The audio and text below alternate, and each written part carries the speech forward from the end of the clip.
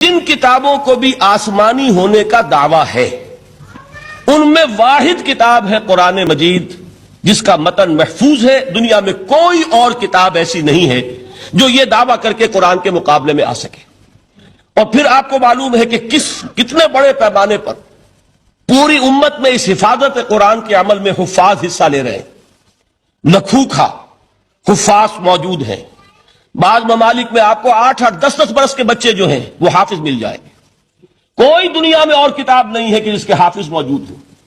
بڑے بڑے علماء کی تصحیح کر دیتے ہیں 8-8 سال کے بچے کہ یہ آپ غلط پڑھ رہے ہیں۔ اس طریقے سے ایک ایک شوشہ جو ہے وہ محفوظ کر لیا گیا ہے۔ تو یہ بات جو ہے یہ قرآن مجید کی عظمت اور فضیلت کے ضمن میں پہلی حقیقت ہے کہ جسے ہمیں سامنے رکھنا چاہیے۔